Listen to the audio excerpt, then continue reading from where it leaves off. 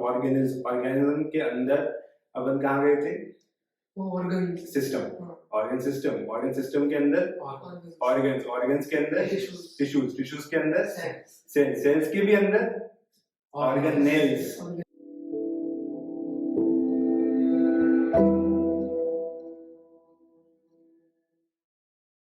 What's up guys, this is Dr. Afan Masood and this is a small intro that we are doing today.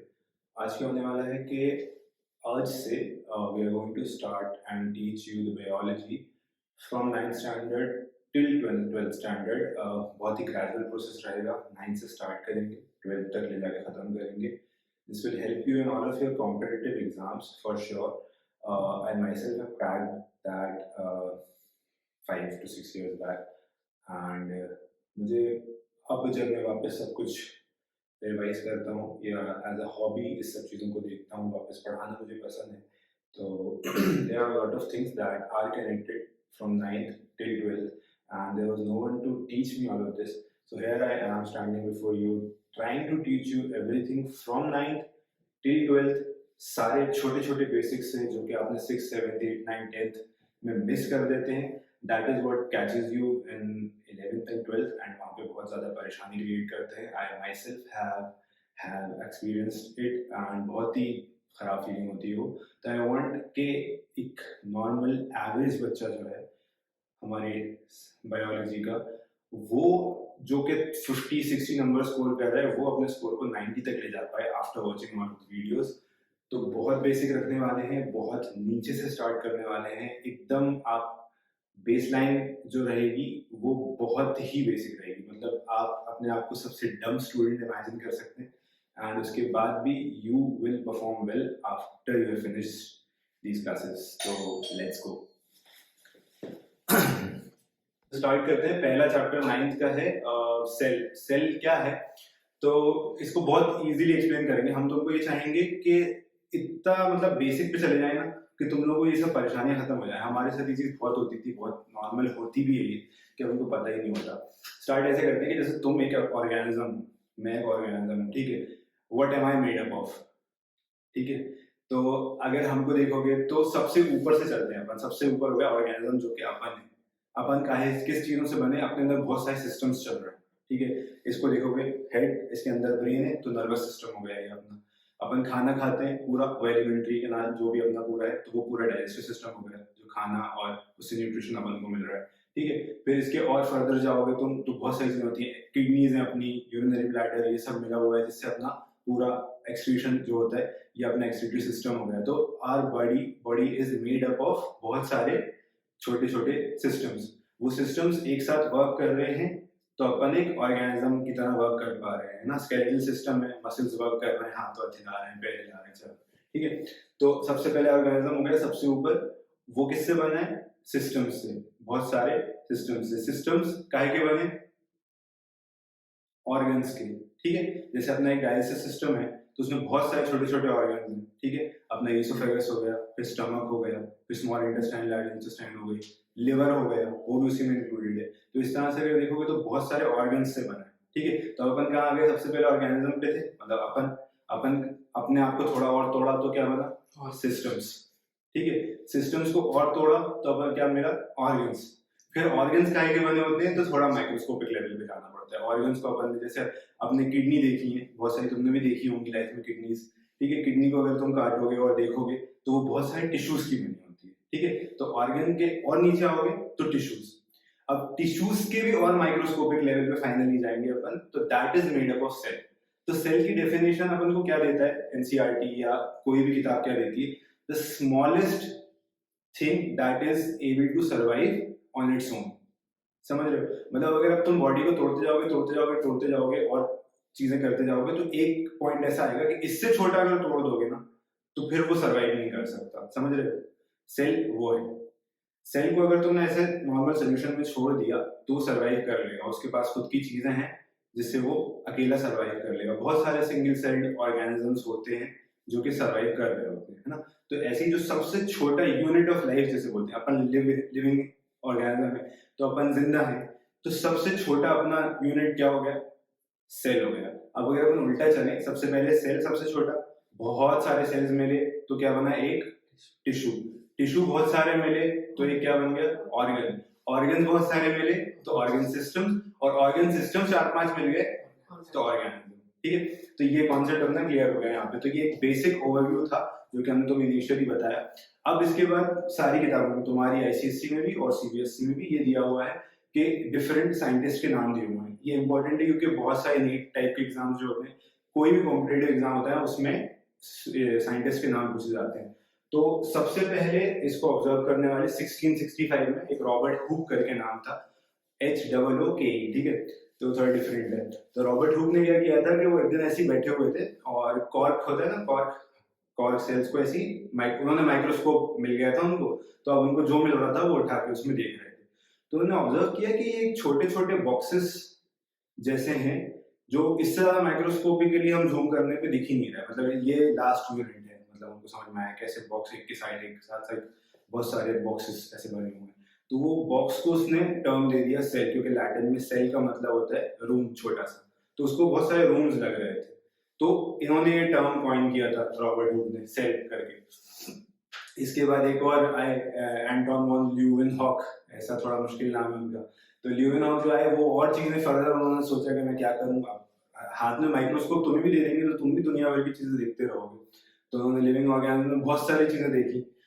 तुम्हारे ICSC में ये चीज तक दी होगी कि उन्होंने स्पर्म्स भी देखे थे अपने बैठ के क्या है उसमें। मतलब इतना ज्यादा उनको ये था कि मैं देखना है कि अब हर चीज में देखना है, हर लिविंग ऑर्गेनिज्म में वो चीज को देखना है। तो उन्होंने बहुत सारी चीजें डिस्कवर करी जो कि अपन फर्दर पढ़ने वाले हैं, ठीक है। तो बेसिकली अपन को जो पढ़ना है वो दो तरह के सेल्स हैं। एक हो गया प्लांट सेल, दूसरा एनिमल सेल, ठीक है। तो दोनों थोड़े से डिफरेंट होते हैं, मैक्सिमम चीजें सेम होती है, बहुत छोटा सा डिफरेंस होता है। प्लांट थोड़ा अपना सेडेंटरी होता है, चलना फिरना नहीं, मूवमेंट ज्यादा नहीं करना। तो उसको ये ऐसे में अभी एक टिप दे रहा हूँ कि याद कर लेना कि सेल वॉल होती है उसके आसपास, प्लांट सेल्स के आसपास, और एनिमल सेल के आसपास यूजुअली सेल वॉल नहीं होती, ठीक है। अपन ने बात कर ली थी रॉबर्ट हुक की, जिसने के सेल्स डिस्कवरी करे थे, और उसने टर्म भी दिया था सेल, क्योंकि उसी को लगा के बॉक्सेस जैसे हैं छोटे छोटे। इसके बाद ल्यूवेनहॉक के बारे में बताया उसने, चीक सेल, दुनिया के अपने जो जो उसको सेल निकलते थे ना, खून निकला तो उसको चेक करने लगा इसमें क्या है, तो वो थोड़ा इस टाइप का था। उसने हर चीज अपना चेक करके उसको डिफरेंशिएट कर लिया। कई सारे साइंटिस्ट ने, कुछ यूनिसेलुलर उनको लगे ऑर्गेनिजम्स, कुछ चीजें उनको मल्टीसेलुलर भी मिली इसमें, तो थोड़ा सा डिफरेंशिएशन इस तरह का हो गया। फिर प्लांट सेल्स अलग थे, एनिमल सेल्स अलग थे, ये भी कई लोगों ने देखा। फिर एक परकिंज करके था, एक परकिंज साइंटिस्ट, उसने प्रोटोप्लाज्म डिस्कवर किया। प्रोटोप्लाज्म क्या होता है, एक अपना सेल है, सेल के अंदर बहुत सारे उसके भी फर्दर छोटे छोटे ऑर्गेनिज्म, वो ऑर्गेनल्स होते हैं छोटे छोटे, जैसे कि न्यूक्लियस हो गया, देखा होगा सेल का भी डायग्राम देखे ना, न्यूक्लियस हो गया, और साइटोप्लाज्म को गोल्गी बॉडीज हो गई अपनी, लाइसोसोम्स हो गए, ये सब ऐसे पड़े रहते हैं ना सेल में। तो जिस मीडियम में पड़े रहते हैं सेल में उसको प्रोटोप्लाज्म बोलते हैं, या तो साइटोप्लाज्म बोलते हैं एनिमल सेल में। तो ये टर्म परकिंस ने दिया था। इसके बाद अभी अपन आगे पढ़ने वाले, प्लाज्मा मेम्ब्रेन होती है सेल के आसपास, ठीक है। तो ये प्लाज्मा मेम्ब्रेन का एक मॉडल होता है, फ्लूइड मोज़ेक मॉडल, FMM बोलते हैं इसको। ये तुम्हारे काम का है आईसीएससी में। तो ये श्लेडर एंड श्वान करके दो लोग थे, उन्होंने दिया था, ठीक है। SNS के नाम से याद है, SNS डिस्कवर्ड FMM, ऐसे याद करते थे हम लोग। श्लेडर एंड श्वान डिस्कवर्ड फ्लूइड मोज़ेक मॉडल, ठीक है। तो फ्लूइड मोज़ेक मॉडल भी मैं अभी जब प्लाज्मा मेम्ब्रेन पढ़ेंगे तब समझा देंगे, ठीक है। इसके बाद एक दो साइंटिस्ट और थे, अपने ब्राउन और बच्चों, हाँ। तो रॉबर्ट ब्राउन, अभी अपने रॉबर्ट हुक के बारे में पढ़ा था स्टार्टिंग में, तो एक और थे उनके ल्यूवेनहॉक के बाद आए थे रॉबर्ट ब्राउन। इन्होंने क्या किया था कि सेल के अंदर भी एक न्यूक्लियस होता है छोटा सा, एक ऐसा कवर्ड से न्यूक्लियर मेम्ब्रेन के अंदर एक स्ट्रक्चर होता है जिसमें पूरा अपना जेनेटिक मटेरियल स्टोर होता है, समझ रहे हो, अपना पूरा जेनेटिक मटेरियल सिंगल सेल के अंदर, एक सिंगल छोटा सा न्यूक्लियस है उसके अंदर स्टोर होता है, ठीक है। तो वो डिस्कवर किया था रॉबर्ट ब्राउन ने, ठीक है। ब्राउन से याद रखना, थोड़ा न्यूक्लियस अपन जब बनाते हैं ना डायग्राम में, तो ब्राउन कलर का बनाते हैं हमेशा, ठीक है। तो ऐसे याद कर सकते हो। और फाइनली विर्चो करके था, ये तुम्हारे काम का है। विर्चो जो थे उन्होंने ये बताया था ओमनिस सेलुला ए सेलुला, ठीक है, ये दूसरी लैंग्वेज है। तो इसका मतलब ये था कि सेल, कोई भी प्री एग्जिस्टिंग सेल जैसे है तो किसी सेल से ही जिंदा होके आया है, समझ रहे हो। जैसे अमीबा बीच में से डिवाइड करता है, 2 अमीबा बन जाते हैं, तो उसी तरह से उन्होंने ये थ्योरी दी थी कि सेल्स हमेशा एक प्री एग्जिस्टिंग सेल से आएंगे। ऐसा नहीं है कि कहीं से भी उठ के एकदम से सेल बन जाएगा, ठीक है। तो प्री एग्जिस्टिंग सेल से ही नए सेल बन सकते हैं, उसी को बाद में रिप्रोडक्शन का टर्म दिया गया एंड व्हाट नॉट, ठीक है, जो भी था। तो ये हो गया अपना बेसिक इंट्रोडक्टिव पार्ट हो गया, ठीक है। अब अपन थोड़ा सा डायग्राम बना के समझेंगे कि सेल है क्या और किस चीज का क्या काम है, ठीक है। तो उसमें दो तरह के सेल्स बनेंगे ऑब्वियसली, एक प्लांट सेल और एक एनिमल सेल्स। तो वो दोनों हम बनाते हैं, फिर अपन उसको डिस्कस करेंगे, ठीक है।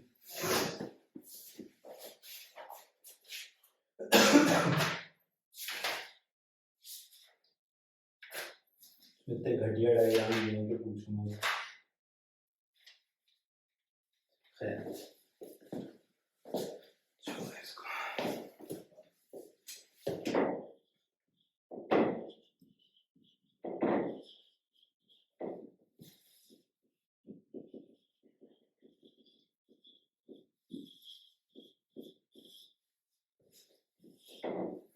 ठीक है, तो प्लांट सेल जो होगा ना, वो ऑब्वियस है कि हार्ड होगा, बाहर से सेल वॉल होगी, क्योंकि उसमें तो तुम कुछ इस शेप का बना सकते हो उसको, ठीक है।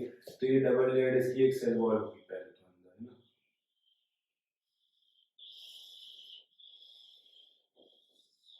उसके बाद अंदर क्या क्या होगा, तो एक न्यूक्लियस तो पक्का बनता है, किसी भी ना प्लांट सेल हो कि एनिमल सेल हो, न्यूक्लियस तो पक्का बनेगा। ये जो तुम्हें पूरा व्हाइट मटेरियल दिख रहा है, ये क्या है?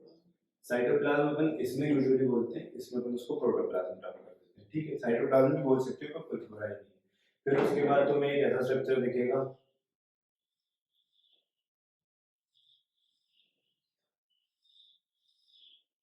ठीक है।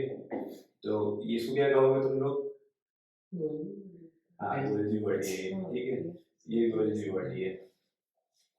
जो तुम बोल रहे हो यार, एंडोप्लाज्मिक रेटिकुलम, वो यूजुअली इसके आसपास होता है, न्यूक्लियर मेम्ब्रेन के आसपास होता है, ठीक है।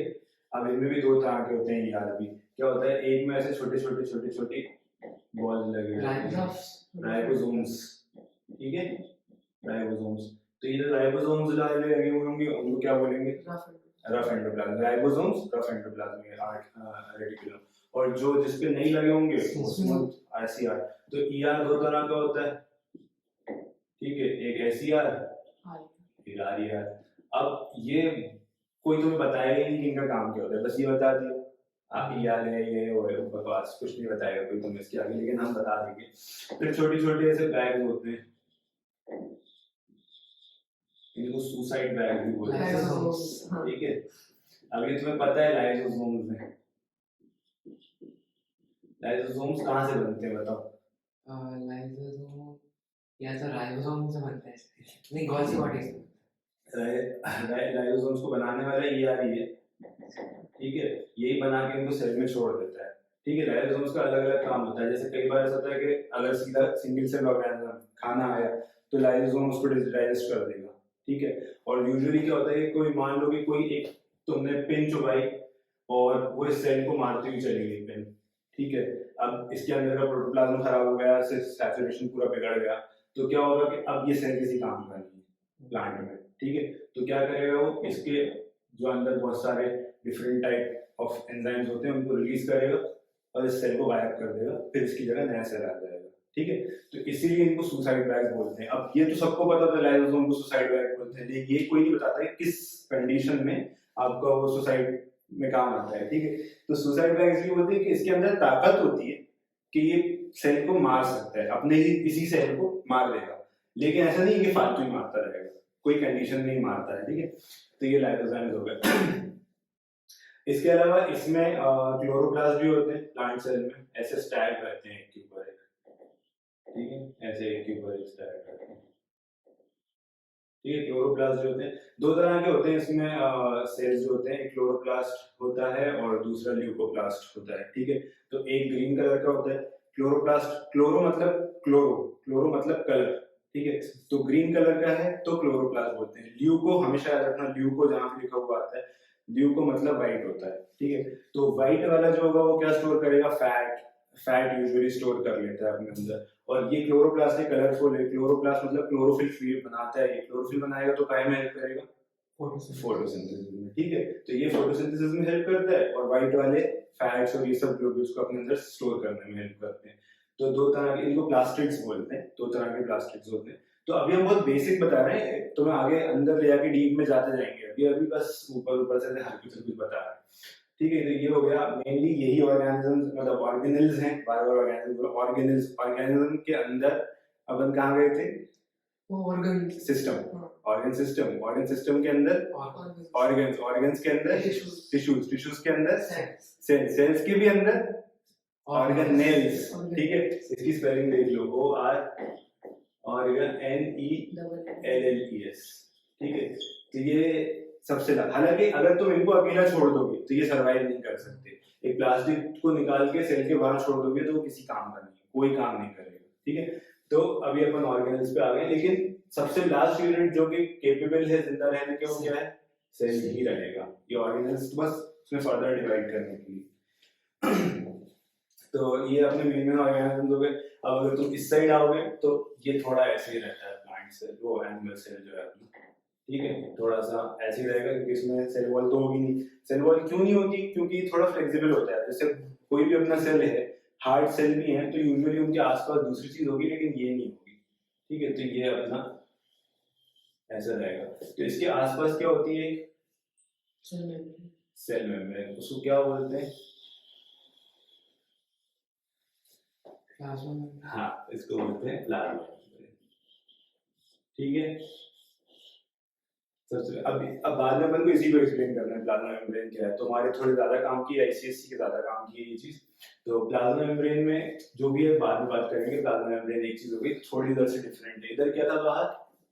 Cell wall. ठीक है, इधर क्या है? Plasma membrane. ये थोड़ा सा डिफरेंस है। यहाँ भी न्यूक्लियस होगा।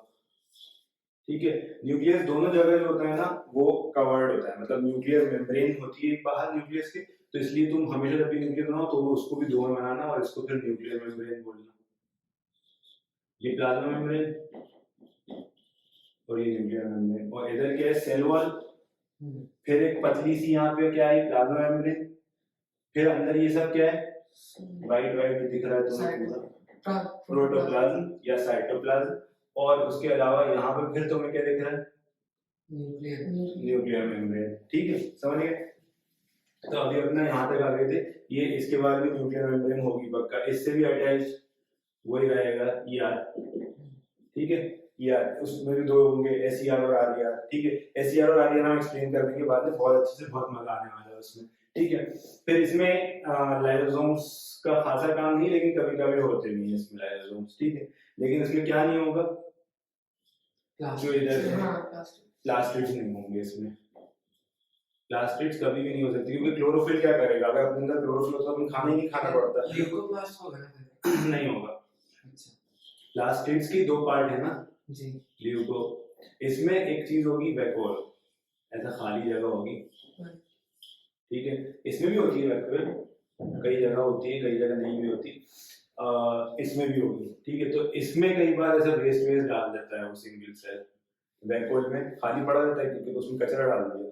बाद में क्या करता है कि ये वैक्यूल को ले जाके प्लाज्मा मेम्ब्रेन चिपकाता है। जैसे ये वैक्यूल है, ये आया धीरे धीरे धीरे धीरे इस पे चिपक गया, थोड़ी देर बाद ये इससे कंटिन्यू कर जाती है,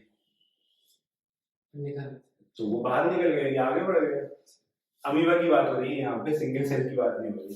ठीक है, तो इस तरह से थोड़ा सा तुम्हें आगे का हम वो देते रहते हैं कि आगे अपन को क्या क्या पढ़ना है।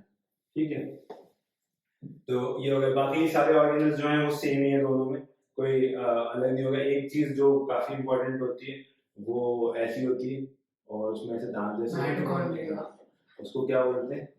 सबसे फेवरेट होता है सारे स्टूडेंट्स का, पावर हाउस ऑफ सेल। मतलब ये तो तुम्हारा 12th तक चलेगा अगर तुम बायोलॉजी लोगे तो। ठीक है, पावर हाउस ऑफ सेल बोलते हैं इसको। क्यों बोलते हैं? एनर्जी प्रोड्यूस करता है in the form of ATP। वो ATP, ठीक है, एडिनोसिन ट्राइफॉस्फेट, जिसको जो बनता है ADP से। हाँ, डाइफॉस्फेट से ट्राइफॉस्फेट बनता है। ट्राइफॉस्फेट का एक फॉस्फेट निकलेगा तो एनर्जी रिलीज होगी, वापस डाइफॉस्फेट बन जाएगा, वापस फिर उसको एनर्जी लगा के फिर एनर्जी क्रिएट करेगा। ठीक है, तो खैर ये सब है। तो अभी अपना बेसिक एक ओवरव्यू दे दिया तुम्हें प्लांट और एनिमल सेल्स का, थोड़ा सा अलग था ये। अब अपन आ रहे हैं प्लाज्मा मेम्ब्रेन के ऊपर कि प्लाज्मा मेम्ब्रेन क्या होता है। थोड़ा सा ध्यान देना पड़ेगा यहाँ पे, क्योंकि ये कोई और नहीं पढ़ाएगा ना, एनसीईआरटी में अच्छे से दिया होगा, ठीक है। तो प्लाज्मा मेम्ब्रेन क्या होता है? सबसे पहले इसके लिए तुम्हें कॉन्सेप्ट समझाना पड़ेगा, हाइड्रोफोबिक और हाइड्रोफिलिक, ठीक है। अब जैसे हम कुछ कुछ टर्म्स देते जा रहे हैं वो लाइफ लॉन्ग के लिए याद कर रहे हैं, तो हमारे लिए हर चीज पढ़ना बहुत आसान हो जाएगी। इवन तुम मेडिकल रिपोर्ट्स भी बहुत आसानी से पढ़ सकते हो अगर ये सब चीजें धीरे धीरे सीखते जाओगे। हमेशा फोबिक का मतलब होता है फोबिया। फोबिया कभी पढ़ा है क्या होता है? किसी भी चीज का फोबिया क्या होता है? डर, एग्जैक्टली। तो किसी भी चीज के डर को बोलते हैं फोबिया। हाइड्रो का मतलब क्या है? पानी। पानी। फोबिया का मतलब क्या है? डर। पानी से डरने वाला हाइड्रोफोबिया। और हमेशा फिलिक, लैटिन वर्ड है, फिलिक का मतलब होता है टू लव, ठीक है। तो हाइड्रोफिलिक मतलब पानी से प्यार करने वाला, और हाइड्रोफोबिक मतलब पानी से डरने वाला। तो अब तुम ऐसे कोई एग्जांपल दो जो चीज पानी से डरती है, जो पानी से दूर भागती है, या पानी और वो कभी मिक्स नहीं हो सकते। ऑयल, ठीक है। तो ऑयल क्या हो गया? हाइड्रोफोबिक। और ऐसी कोई भी चीज जो पानी में मिल जाएगी, मछली प्यार करती है नहीं, कोई भी चीज जो पानी में मिल जाएगी, शक्कर और सॉल्ट, तो ये क्या हो गया? हाइड्रोफिलिक, ठीक है। तो अब तुम्हें ये कॉन्सेप्ट समझ में आ गया किस चीज का? हाइड्रोफोबिक और हाइड्रोफिलिक। अब तुम कभी भी किसी भी चीज के आगे फोबिक लगाओगे तो समझ जाओगे, ठीक है। किसी भी चीज के आगे फिलिक लगा होगा तो समझ जाओगे। तो ये है बेसिक कॉन्सेप्ट जो कोई सिखाता नहीं, तो ये प्रॉब्लम क्रिएट कर ही चले जाएंगे तुमको अगर ये अभी शुरू में नहीं सिखाए जाएंगे। तो हाइड्रोफिलिक मतलब वाटर लविंग, हाइड्रोफोबिक मतलब वाटर हेटिंग, ठीक है। तो अब एक प्लाज्मा मेम्ब्रेन जो होती है ना, वो 2 लेयर्ड होती है, ठीक है। तो सबसे पहले अगर हम बताएं तुमको तो ऐसे बहुत सारे गोल गोल सर होते हैं, ठीक है, दोनों साइड,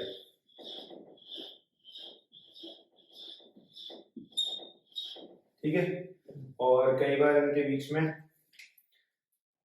ऐसे बड़े बड़े प्रोटीन भी होते हैं, ठीक है। मान लो कि ऐसे बड़े बड़े प्रोटीन है, एक इधर और है सिर्फ सिंगल, ठीक है। और फिर इनके आसपास छोटे छोटे सर हैं। तो मान लो जो तुम्हारा बॉडी है वो बहुत सारे सेल्स की बनी है, ठीक है, मान के लो बनी ही है, ठीक है। तो तुम्हारी जो स्किन है वो क्या है? हाइड्रोफिलिक है क्या हाइड्रोफोबिक है? फिलिक है तुम्हारी स्किन, पानी डालते हैं तो फूल जाती है। फोबिक है ना, वाटर प्रूफ हो ना, तो तुम्हारे मसल्स तक पानी नहीं जा रहा ना बिल्कुल, तो तुम्हारी स्किन हाइड्रोफोबिक है। तो मतलब मान लो कि तुम्हारी स्किन के बाहर, तुम्हारी स्किन जो है सेल्स की बनी, तो ये मान लो कि तुम्हारी स्किन के बाहर का एक पार्ट है, एक सेल की मान लो, हालांकि सेल्स जो होते हैं वो डेड सेल होते हैं, हम इसलिए बोल नहीं रहे, लेकिन हम बता रहे हैं ये एक्सप्लेन करने के लिए एग्जांपल। तो ये बाहर वाला जो पार्ट है दोनों साइड, ये क्या होगा? जो तुम्हें बॉल्स दिख रही हैं छोटी छोटी, हाइड्रोफिलिक होंगी कि फोबिक होंगी? फोबिक होंगी। क्यों होंगी? क्योंकि कोई भी सेल बिना बात के पानी अंदर नहीं जाने देता, और अगर कहीं भी पानी जाने लगा, अगर अपन ने ऐसी सेल को, तो कहीं से भी पानी उठाएगा या कहीं से भी पानी छोड़ देगा। मान लो कि सेल का इनसाइड है और ये आउटसाइड है, मैंने मान लिया 2 मिनट के लिए, तो अगर ये हाइड्रोफोबिक नहीं होता तो यहाँ का पानी बाहर चला जाता और बाहर का पानी अंदर आ जाता, फायदा ही क्या होता? मर जाता 2 मिनट में सेल, ठीक है। तो दोनों साइड के बाहर की लेयर क्या होगी? क्या है रेड वाली? हाइड्रोफोबिक है।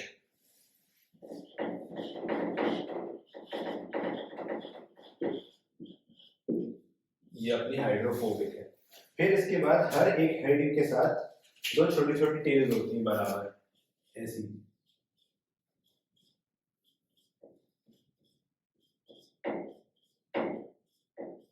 ठीक है। तो ये टेल्स कैसी होंगी?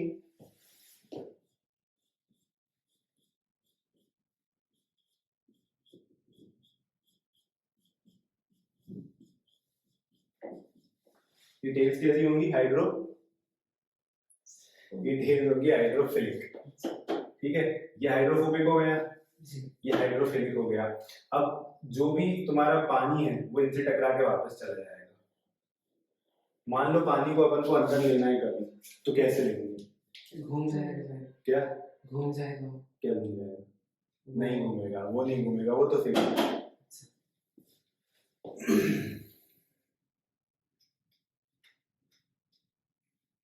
बीच में प्रोटीन। हाँ, तो ये जो बीच में प्रोटीन है ना, ये हर चीज का चैनल बनता है, ठीक है।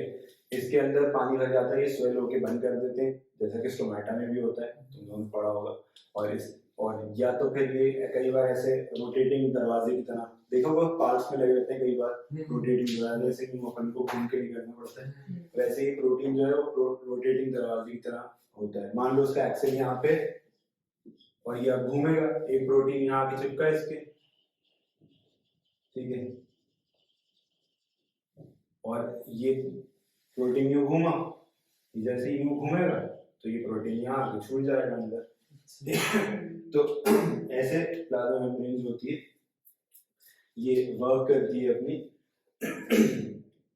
हालांकि जो तुम्हें बताया है अभी तक हमने वो थोड़ा गलत ही बता दिया, क्योंकि हाइड्रोफोबिक तो ये होता है, लेकिन फिर भी जो ये इसके बीच का जो गैप है ना, इसमें से पानी आता जाता रहता है। लेकिन हाँ, पसीना जैसे यार सेल में से पसीना नहीं निकलेगा, पसीना एक अलग चीज है। वाटर जो होगा ना, वो तो क्रॉस कर जाएगा, क्योंकि वाटर बहुत ही छोटा होता है। H2O जो मॉलिक्यूल है ना, वो बहुत छोटा है। अभी तक जो हम बोल रहे थे वो समझाने के लिए था, अभी जो है वो एक्चुअल बता रहे हैं, ठीक है। तो वाटर जो है ना, उसका H2O का मॉलिक्यूल है इतना सा, ठीक है, ये H2O का मॉलिक्यूल है। अब मान लो कि इसको खाना चाहिए सेल को, ठीक है, तो खाने का जो अपन, जैसे कि खाने में तुम मेनली जो ये सेल, सिंगल सेल उठाता है, वो क्या उठाता है, ग्लूकोज उठाता है। तो जो ग्लूकोज का मॉलिक्यूल है ना, वो इतना बड़ा है, समझिए। अब ये क्रॉस नहीं कर सकता ग्लूकोज का मॉलिक्यूल, पानी इसलिए कर सकता है क्योंकि वो इनके बीच से निकल जाएगा, समझ रहे हो, ठीक है। तो ये भाई साहब जो है, ये कभी नहीं निकल सकते इनके बीच से, हमेशा फंसेंगे, यहाँ जाके फंसेंगे ही फंसेंगे, ठीक है। तो इनको चाहिए कि ये इनके थ्रू जाए, और अगर थोड़े छोटे होंगे तो भी इनके थ्रू जाना पड़ेगा उनको, और अगर इससे भी थोड़े बड़े होंगे तो ये इनके थ्रू जाएंगे। इन चीजों को क्या बोलते हैं,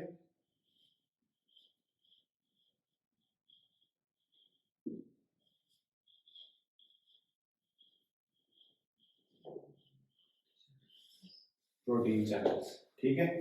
तो ये अलग अलग तरह के प्रोटीन चैनल हैं। कुछ ऐसे होते हैं जो फ्लिप फ्लॉप मेथड से चलते हैं, और कुछ ऐसे होते हैं जो अपना एरिया कम ज्यादा करके और फिर किसी भी चीज को निकलने देते हैं यहाँ से। लेकिन वाटर जो है वो इतना छोटा है कि वो दोनों साइड आ जा सकता है, उसको प्लाज्मा मेम्ब्रेन इफेक्ट नहीं करती। मैंने ये सिर्फ समझाने के लिए तुम्हें बताया था, हाइड्रोफोबिक और हाइड्रोफिलिक, ताकि तुम्हें आईसीएससी वालों को ये चीज याद हो जाए कि बाहर के जो हेड टाइप की जगह होती है वो हाइड्रोफोबिक होती है, और अंदर की जो दो टेल्स होती हैं वो हाइड्रोफिलिक होती है। लेकिन पानी नहीं रुकता, ठीक है, वो समझाने के लिए, कॉन्सेप्ट समझाने के लिए था। एक्चुअली पानी इतना छोटू होता है कि वो निकल ही जाता है, उसके लिए कोई बड़ी चीज नहीं है, वो इन मेम्ब्रेन्स के बीच से निकल जाएगा। हाँ, अगर मान लो कि पानी का मॉलिक्यूल इतना बड़ा होता, जो कि होता नहीं है, अगर होता तो फिर नहीं निकल पाता यहाँ से, ठीक है। अब पानी किस चीज पर डिपेंड करेगा तुम्हारे हिसाब से, पानी कहाँ से कहाँ जाता है, पता है तुम लोगों को ये चीज, ये कॉन्सेप्ट पता है, केमिस्ट्री का है मेनली ये कॉन्सेप्ट, फिजिक्स का ही बोल सकते हो। वो हाई कंसंट्रेशन, लो कंसंट्रेशन। हाँ, वो वाले में क्या होता है, कहाँ से कहाँ जाता है पानी, हाई टू लो। अब इसमें भी तुम्हें लोगों को आगे जाके कंफ्यूज किया जाएगा, और कंफ्यूज किया गया है, कंफ्यूज करते ही है। हाई कंसंट्रेशन ऑफ सॉल्यूट या हाई कंसंट्रेशन ऑफ सॉल्वेंट।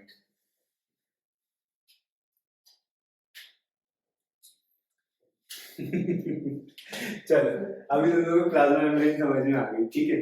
अभी यहीं तक का ही अभी काफी था, इतना तो प्लाज्मा मेम्ब्रेन का तुम्हें डायग्राम समझ में आ गया। आईसीएससी वालों को ये समझ में आ गया कि बाहर की कोटिंग जो होती है रेड कलर की जो बनाई गई है, वो कह की है हाइड्रोफोबिक, और अंदर की टेल्स जो है हाइड्रोफिलिक, ठीक है। पानी क्रॉस कर सकता है बिना चैनल्स के, बिना प्रोटीन चैनल्स के, क्योंकि उसका साइज बहुत ही छोटा होता है। ये ब्लैक कलर की डॉट जो है ये पानी है। तो वो क्रॉस कर सकता है। पानी का क्रॉसिंग किस चीज पे डिपेंड करेगी? Size, concentration. कॉन्सेंट्रेशन पे। सेल के अंदर क्या कॉन्सेंट्रेशन है, सेल के बाहर क्या कॉन्सेंट्रेशन है, उस पर डिपेंड करेगी। अब 3 तरह की प्रोबेबिलिटीज बन सकती हैं, ठीक है। सेल के बाहर ज्यादा कंसेंट्रेशन ऑफ सोल्यूट है, सेल के अंदर ज्यादा कंसेंट्रेशन ऑफ सोल्यूट है रादर देन बाहर, या फिर दोनों जगह बराबर है, ठीक है। तो पहली कंडीशन अपन लोग देख लेते हैं, जिसमें ये है आउट अपना और ये पार्ट है इन। मान लो कि ये पूरी प्लाज्मा मेम्ब्रेन, ये अपन ने ऐसा एक सेल है, ये प्लाज्मा मेम्ब्रेन का एक टुकड़ा है जो कि हम तुम्हें दिखा रहे हैं, समझ में आया? ये इतना सा टुकड़ा है और ऐसे पूरे में कंटिन्यूड है, पूरे राउंड में कंटिन्यूड है, ठीक है। तो अब मान लो कि ये अपन इनसाइड है, ये अंदर है, ये बाहर है, ठीक है। अब अंदर मान लो कंसंट्रेशन ऑफ सॉल्यूट से ही होती है हर चीज, ठीक है। कंसंट्रेशन ऑफ सॉल्वेंट उसका उल्टा हो जाता है, इसलिए अभी थोड़ी चीजें समझना पड़ेगी। कोई भी सोल्यूशन होता है ना, एक सोल्यूशन, किसी भी चीज का सोल्यूशन, तो उसमें दो चीजें होती हैं, एक होता है सोल्यूट, ठीक है, और एक होता है सॉल्वेंट। और इससे क्या बनता है? सॉल्यूशन। ये हमेशा के लिए याद कर लेना, ठीक है। एक सोल्यूट है, एक सॉल्वेंट है। अब एक अपन नॉर्मल कॉमन एग्जांपल ले लेते हैं, ठीक है। चाशनी देखी होगी सबने, गुलाब जामुन में होती है, वो काय की बनी होती है, क्या होता है वो? शक्कर और पानी, ठीक है। तो उसमें सोल्यूट क्या होता है? शक्कर। और सॉल्वेंट क्या होता है? पानी। उससे बनता है चाशनी, ठीक है। तो अपना सोल्यूट हो गया, हमेशा जिंदगी भर के लिए ऐसे ही याद कर लो, ठीक है। ये हो गया क्या? शुगर। ये हो गया क्या? वाटर। और ये क्या हो गया अपना? चाशनी, ठीक है। तो इस कॉन्सेप्ट को हमेशा के लिए समझ लो, ठीक है। अब मान लो कि इसके अंदर अपन ने भर दी चाशनी, तो सोल्यूट बहुत सारा हो गया, ठीक है। सोल्यूट, चाशनी में क्या शक्कर ज्यादा होती है ना, पानी बहुत कम होता है ना। तुमने मान लो कि इधर बहुत सारी चाशनी भर दी अंदर की तरफ, अंदर बहुत सारी चाशनी है, तो ये क्या चाहेगा? कंसंट्रेशन कहाँ कम हो गया सोल्यूट का? सोल्यूट कहाँ ज्यादा हो गया? मान लो 2 मिनट के लिए कहाँ ज्यादा हो गया? आते बताओ। सोल्यूट है शक्कर, ठीक है। मान लो कि हमने एक चाशनी का सोल्यूशन, चाशनी के सोल्यूशन में क्या बहुत ज्यादा है? शक्कर क्या है अपना? सोल्यूट, ठीक है। तो सोल्यूट अपन ने अंदर भर दिया सेल के, यहाँ अंदर, यहाँ अपन ने बहुत सारी चाशनी भर दी, ठीक है। तो मतलब क्या हुआ? चाशनी मतलब क्या हो गया? यहाँ बहुत सारा क्या हो गया? कंसंट्रेशन ऑफ सोल्यूट बढ़ गया, ठीक है। कॉमन सेंस, चाशनी, अब तुम इधर यहाँ पे आसपास पानी, नॉर्मल पानी बाहर सेल के, तो पानी कहाँ जाएगा? अंदर क्यों जाएगा? ये सोचो। कॉन्सेंट्रेशन ज्यादा है, तो कॉन्सेंट्रेशन ज्यादा कैसे हुआ? अंदर क्या ज्यादा था? शक्कर ज्यादा था। तो वो क्या चाह रहा है कि या तो मैं सोल्यूट को बाहर ले जाऊं, मतलब या तो मैं ये चाशनी और पानी में से सिर्फ शक्कर हटा के और सेल को बाहर ले जाऊं, वो हो नहीं सकता। क्यों नहीं हो सकता? अभी मैंने प्लाज्मा मेम्ब्रेन पढ़ी है, यहाँ पे ये शक्कर पड़ी हुई, पानी में मिली हुई, ये बाहर क्यों नहीं जा सकती? बहुत बड़ा है, क्या है? ज्यादा बड़ा, साइज बड़ा है। क्या बाहर जा सकता है पानी में जो मिला है? H2O। तो क्या बाहर जाएगा? H2O। या तो बाहर जाएगा या तो अंदर आएगा। सोल्यूट बाहर जा ही नहीं सकता। क्यों नहीं जा सकता? बहुत बड़ा है, बहुत बड़ा है। या दूसरा रीजन क्या है? Because of the plasma membrane. यही है फ्लूइड मोज़ाइक मॉडल जो तुम्हें पढ़ाया जाएगा। फ्लूइड मोज़ाइक मॉडल में यही बताया गया था कि बाहर हाइड्रोफोबिक, अंदर हाइड्रोफिलिक, बीच में प्रोटीन चैनल्स, और पानी का एक्सचेंज हो सकता है, सोल्यूट्स का एक्सचेंज नहीं हो सकता। यही श्रेडन एंड श्वान ने बताया था प्लाज्मा मेम्ब्रेन को देख के, और इसी को फ्लूइड मोज़ाइक मॉडल बोलते हैं, ठीक है। आ गया समझ में? अब तुम्हें हमेशा के लिए याद हो गया। अंदर अपन ने मान लो यहाँ पे कंसंट्रेशन ऑफ सोल्यूट बढ़ा दिया, मतलब चाशनी डाल दी, ठीक है। तो अब चाशनी में पानी तो है ना, चाशनी में पानी तो है, भले ही कम है लेकिन है। तो अब तुम इस तरह से इसको देखोगे, यहाँ शुगर प्लस वाटर है, लेकिन क्या अंदर से शुगर बाहर जा सकती है? नहीं जा सकती। तो क्या जाएगा? पानी अंदर, या तो पानी अंदर से बाहर जाएगा या बाहर से अंदर आएगा। तो अभी यहाँ सोल्यूट का कंसंट्रेशन बढ़ा हुआ है, तो अब इधर क्या होगा, पानी बाहर से अंदर जाएगा, वो बाहर से अंदर जाएगा या अंदर से बाहर बाहर जाएगा? से बाहर से अंदर आएगा तो क्या होगा, कंसंट्रेशन कम हो जाएगा कैसे कम होगा? क्योंकि सॉल्वेंट बढ़ जाएगा। हाँ, पानी बढ़ जाएगा। अब अगर तुम चाशनी में पानी मिलाते जाओगे मिलाते जाओगे मिलाते जाओगे तो मीठा पानी मिल जाएगा थोड़ी देर बाद, और एक हद से मतलब तुमने एक गिलास चाशनी में एक टंकी ऊपर की जो अपनी है 2000 लीटर की वो डाल दिया तो पता चलेगा तुम्हें, इतना न्यूट्रल हो जाएगा। ठीक है, तो यही होता है। अब मान लो अंदर कंसंट्रेशन ज्यादा है, बाहर से ही अंदर आया पानी, क्या आ रहा है बाहर से अंदर, पानी आएगा। तो सेल के साथ क्या होगा, इसमें पानी भरे जाओगे तो स्वेल अप हो जाएगा। तो स्वेल अप हो जाएगा। कभी किशमिश डाले पानी में, फूल जाता है, क्यों फूल जाता है? एब्जॉर्ब कर लिया, ऐसी तो एब्जॉर्ब करता है सेल। ठीक है, इस प्रोसेस को कुछ बोलते हैं ऑस्मोसिस बोलते हैं। इस प्रोसेस को ऑस्मोसिस बोलते हैं। बेशक ये जो पानी अंदर आ रहा है ये थ्रू ऑस्मोसिस आ रहा है। ऑस्मोसिस का मतलब क्या होता है? ऑस्मोसिस की definition, movement of water from high concentration to low concentration. Osmosis पढ़ा है? नहीं। क्यों?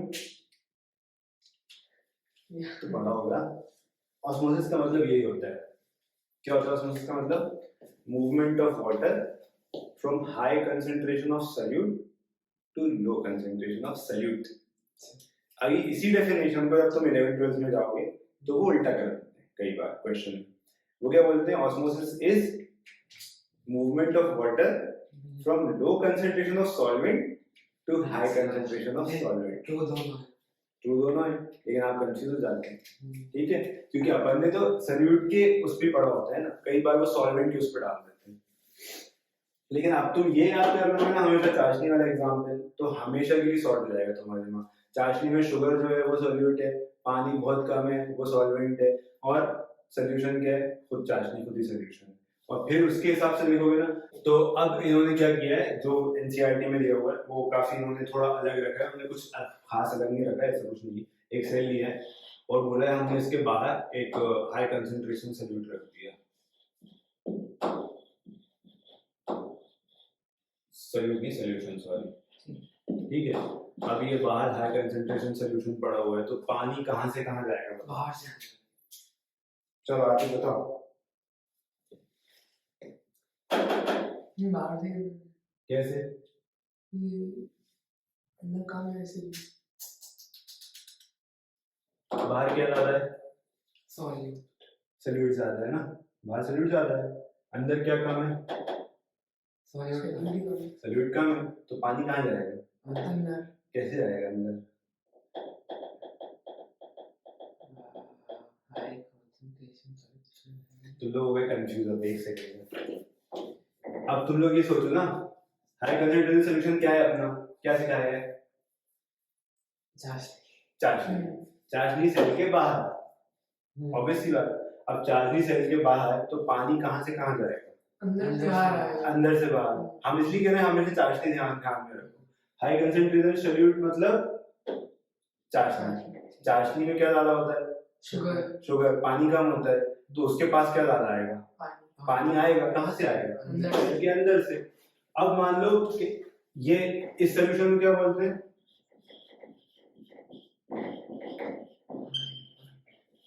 क्यों बोलते हैं हाइपर?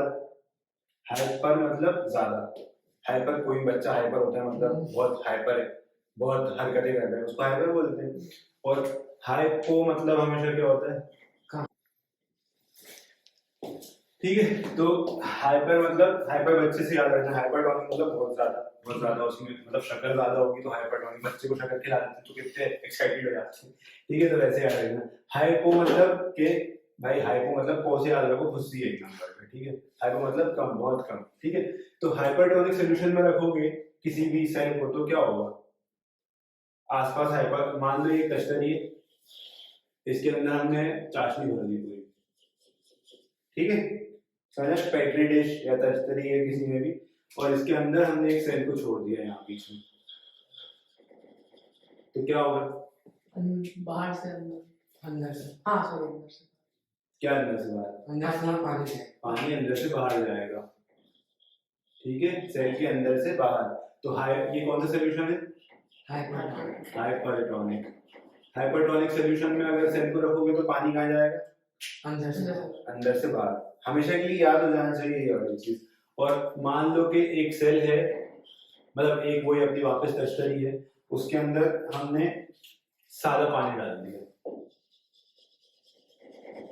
सादा पानी डाल दिया, ठीक है, सादा पानी डाल दिया। और जो सेल है अपना, सेल के अंदर खुद का भी कुछ तो होता ही है, खुद के ऑर्गेनल्स होते हैं, खुद का कार्बोहाइड्रेट बनाया होता है उसने, कई बार उसने खाना खाया होता है, वो चीजें होती है, कई बार उसने कोई सॉल्ट उठा लिए होते हैं, वो चीजें होती है।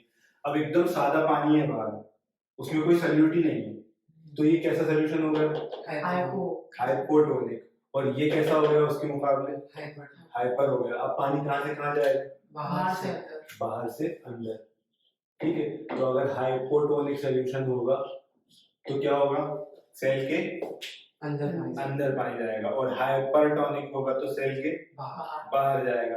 अब हाइपो और हाइपर तो हो गया, एक और थर्ड चीज होती है आइसो।